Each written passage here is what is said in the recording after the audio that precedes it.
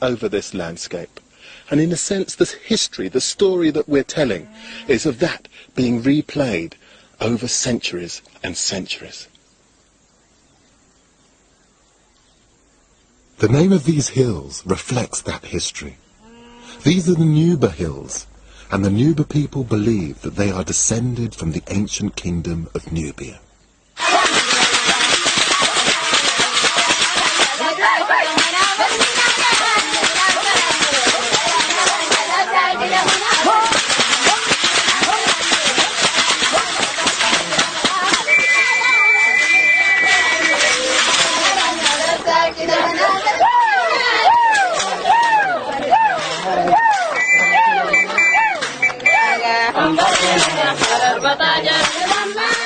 I've come here with Shazza Rahal, educated in Britain, but a member of a traditional ruling family here.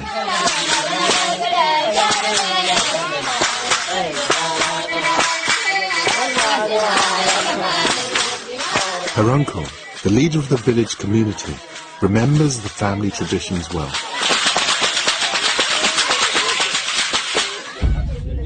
أنا اسمي محمود إبراهيم تولي. تولي ده جد جاي. He comes from a royal family. They arrived many years ago. And many years ago, how many years might that be? قبال كم سنة لمن ده حصل؟ الكلام ده يعني الحروب بتاع. This is roughly around 300 years ago. Their tradition says that they originally came from an area near Merowe, that ancient Nubian city, more than 500 miles away.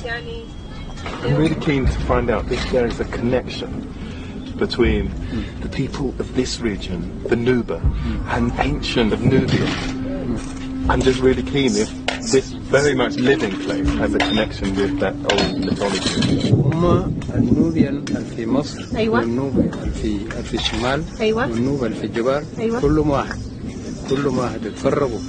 They're all the same people. They just separated. So there's some that stayed in Egypt, some came to Sudan, and الباقي مشوا وين؟ الباقي فضلوا وين في مروي. To Merowe. The rest stayed in Merowe. The only difference between here and there, you will see, is the color of the skin. Really? But in terms of the language, it's the same. The traditions are the same.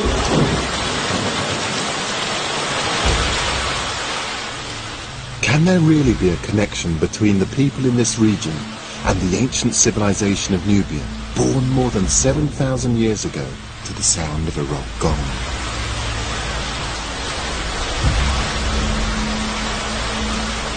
The extraordinary thing is that although we're miles from ancient Nubian lands, there do seem to be some echoes of those far-off times.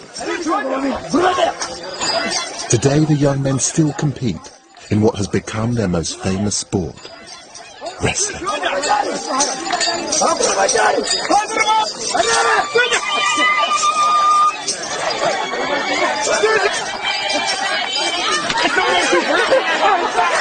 The wrestling's in just the same style as in the pictures from 1500 BC that Mahmud showed me at Jebel Barkal. The same stance, the same grips even.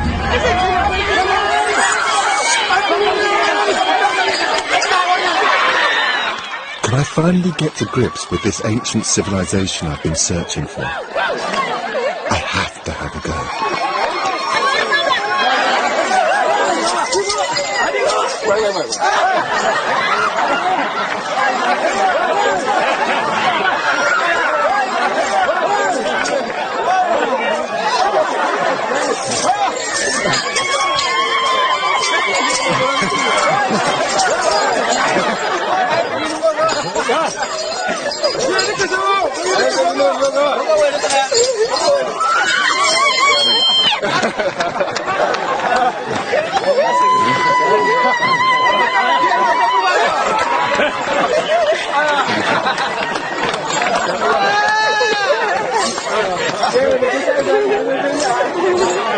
That's just amazing.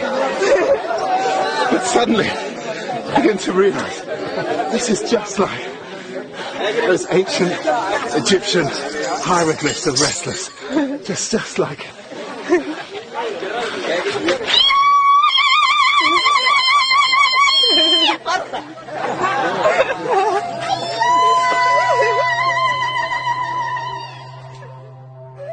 Of course, the similarities in style of their wrestling may be a coincidence. If there really is an inheritance from old Nubia, it should show up in more fundamental features of the Nuba way of life. Abdu, a cattle drover, certainly believes that the way of doing things hasn't changed in a long time. It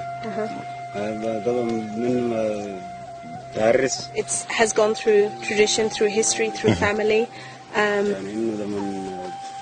and from an early age, everyone is allocated a certain number of cows. Oh, really? Yes.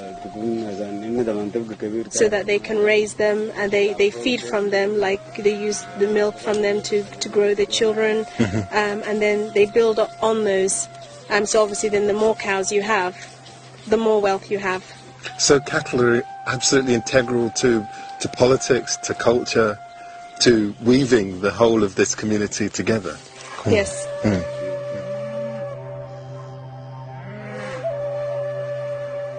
There are cattle cultures like this one, right across Africa, from here in the hills of Sudan down to KwaZulu in South Africa. And so many of them are connected to kingship. It's possible that many of these stories may have begun in ancient Nubia, right the way back to the rock art people and Kerma.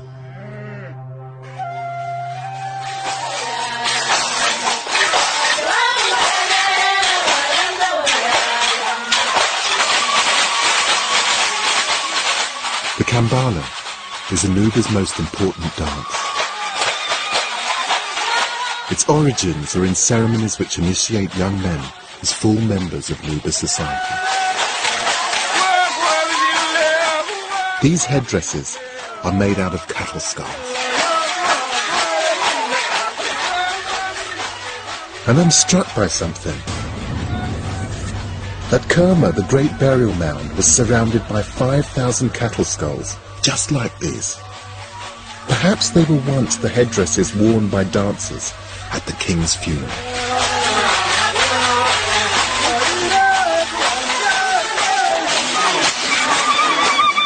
Who could fail to be convinced by this?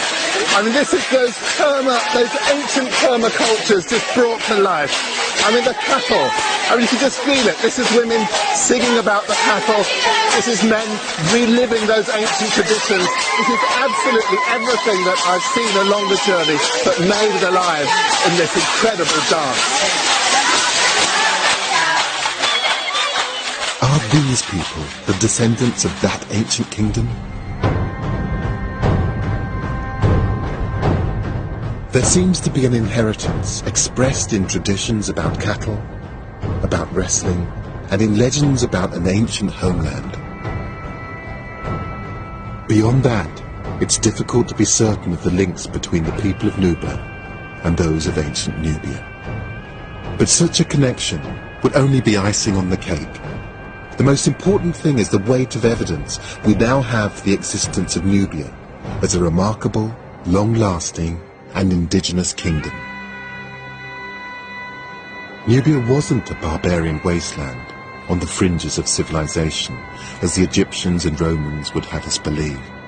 It was a real power, which developed independently and rivaled the pharaohs, a place with a distinctive way of life. In the end, it became a victim of climate change. But I think that Nubian ideas of power, wealth, and kingship continue to resonate in modern Africa.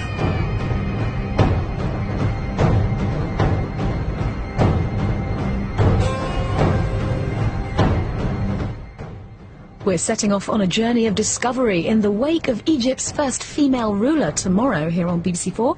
The pharaoh who conquered the sea is at 9.